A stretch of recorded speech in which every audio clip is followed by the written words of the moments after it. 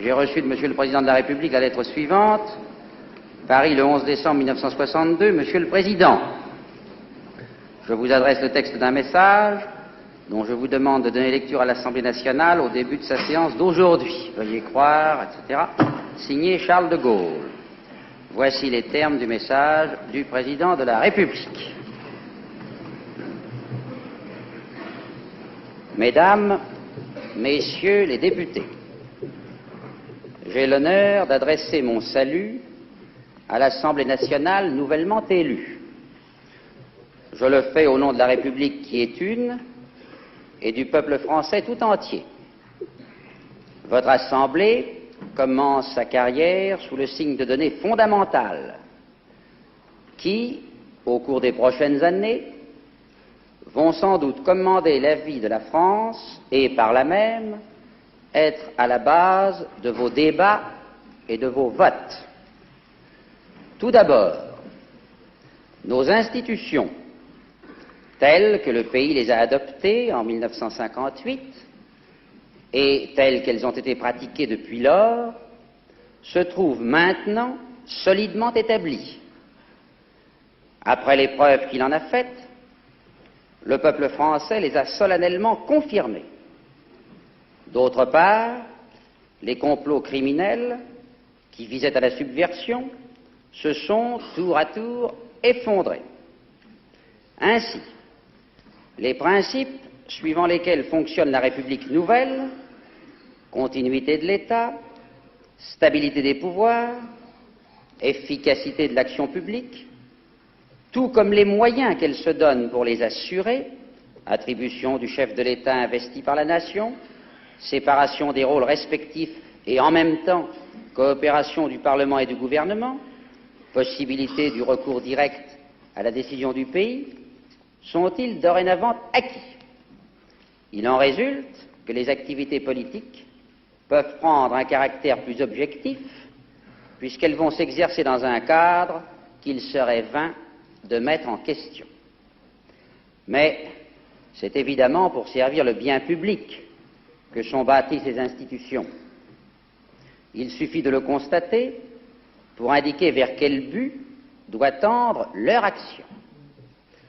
Poursuivre, d'après un plan fermement tracé et appliqué, le développement de notre pays, soit en fait de capacités scientifiques et techniques, soit au point de vue économique, soit dans le domaine social, soit en matière d'instruction, d'éducation, de formation d'une jeunesse toujours plus nombreuse, de telle sorte que s'élève à la fois la condition de chacun, la prospérité nationale et la puissance de la France.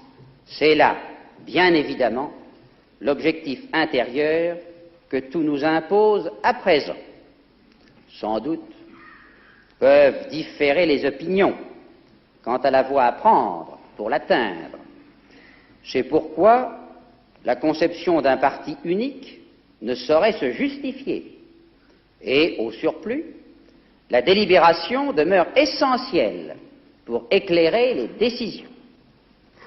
Mais le progrès, dans le sens où l'entend le caractère de notre époque, étant désormais la loi suprême de toute société, ce vers quoi nous devons marcher nous est bel et bien fixé, tandis que les responsabilités, les moyens et le comportement de la puissance publique doivent être nécessairement adaptés au grand effort de la rénovation. Il en est tout juste de même pour ce qui est de l'action extérieure de notre pays. Face à l'entreprise totalitaire dressée contre l'Occident, la liberté, l'égalité et la fraternité sociale, poursuivie grâce au progrès économique et culturel de l'activité et à l'action d'un État équitable et vigoureux, s'imposent en effet, non seulement pour assurer l'unité de la nation, mais encore pour offrir à l'autre camp la démonstration frappante et attrayante d'un système de vie plus fécond que le sien, et hâter chez lui cette transformation peut-être déjà commencée, qui est la vraie chance de la paix. D'autre part, à l'intérieur de l'Alliance atlantique, actuellement indispensable à la défense du monde libre. Le rôle de la France ne se conçoit pas sans qu'elle dispose en propre d'une puissance militaire moderne, mais celle-ci ne peut résulter que des ressources grandissantes du pays et du maintien de sa consistance politique. Encore l'Europe, que le traité de Rome a commencé d'unir économiquement, à laquelle la coopération proposée par nous à nos 5 partenaires offre la possibilité de s'assembler politiquement, et où le resserrement des relations franco-allemandes apparaît comme essentiel, requiert-elle la participation constante d'une France prospère et décidée. Enfin, pour que soit peu à peu résolu le plus grand problème du monde, autrement dit, l'accession de tous les peuples à la civilisation moderne, de quel poids peut et doit peser la France, à condition qu'elle sache développer ses capacités économiques, techniques et culturelles, de manière à prêter une large assistance à d'autres, et pourvu que ses pouvoirs publics soient à même d'y appliquer un effort ordonné et prolongé.